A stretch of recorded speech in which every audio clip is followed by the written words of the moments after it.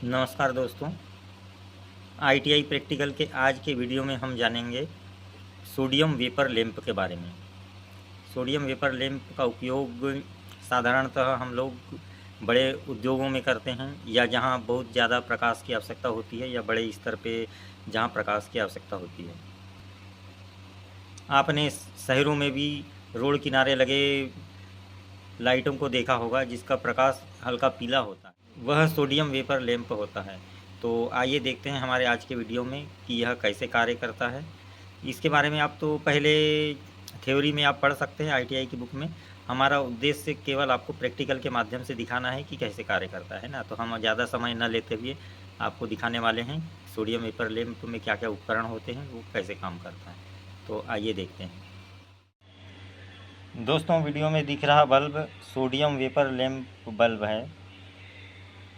इस बल्ब के अंदर जो ट्यूब दिखाई दे रही है सफ़ेद कलर की, जिसे आर्क ट्यूब कहते हैं, इसमें सोडियम के ठोस कण होते हैं और इस ट्यूब के अंदर आर्गन या नियान जैसी अक्रिय गैसें भरी होती है।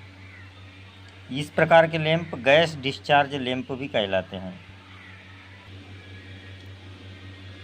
यह 250 वाट क्षमता का लैंप है।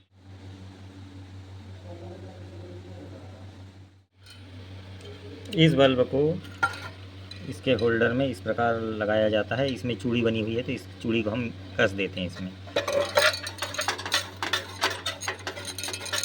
अब इसके हम दूसरे भागों को भी देखते हैं और देखते हैं उसमें कौन कौन से पार्ट इसमें लगे हुए हैं।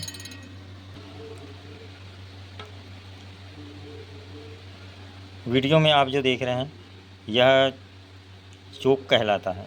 इस चोक में हमें 3 वायर कनेक्ट करने होते हैं। जो एक येलो कलर का वायर होता है वो इग्निटर का होता है। दूसरा जो रेड कलर का वायर है वो डायरेक्ट सप्लाई से आता है। ये जो रेड कलर का है डायरेक्ट सप्लाई से आता है।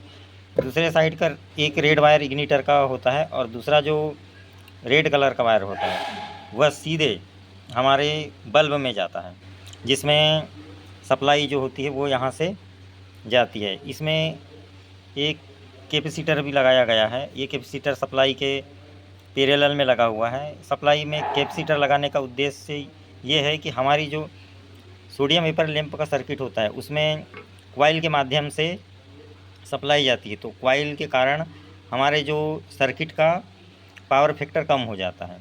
मतलब ये जो लोड कहलाता है वो इंडक्टिव लोड है।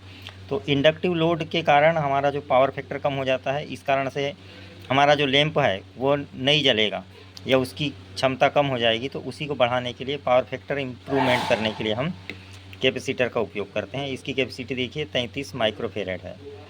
अब रही बात इग्निटर की, तो इग्निटर यह है जो लैंप को प्रारंभ में चालू करने के लिए जो हाई वोल्टेज की पल्स चाहिए होती है उसको जनरेट करने के लिए यह चोक को सिग्नल देता है या चोक को सप्लाई देता है, जिससे चोक शुरू में हाई पल्स वाला वोल्टेज जनरेट करता है और हमारा जो सोडियम वेपर लैंप है वो जलने लगता है। तो ये देख लीजिए, इसकी वायरिंग ज़्यादा कठिन नहीं है। इसकी वायरिंग आप इसमें भी समझ सकते हैं किस प्रकार से कनेक्ट करना है। ये देखिए कि वायर किस प्रकार से लगे हैं, किस प्रकार से कनेक्ट करना है। दोस्तों अब हम आपको यह लैंप चालू करके दिखाते हैं कि यह किस प्रकार जलता है। देखते हैं। इसको हमने पैक कर दिया है दोस्तों। अब देखते हैं हम इसको चालू करके। ये हमने पहले बटन बंद कर देते हैं। ये हमने सप्लाई के वायर जोड़ दिए। अब हम देखते हैं कैसे जलेगा। ये हमने बटन चालू कर दिए। ये देखिए धीरे धीरे इसकी जो गैसें हैं वो गैस में जो इलेक्ट्रॉन डिस्चार्ज हो रहे हैं और जो सोडियम के ठोस कण हैं उनका वाष्पीकरण हो रहा है। और ये जो सोडियम वेपर लैंप है धीरे धीरे अपने लाइट को बढ़ाता हुआ, देखिए धीरे धीरे हमें और तेज़ प्रकाश दिखेगा। इसको पूर्ण रूप से जलने में लगभग 10 मिनट तो लग जाते हैं।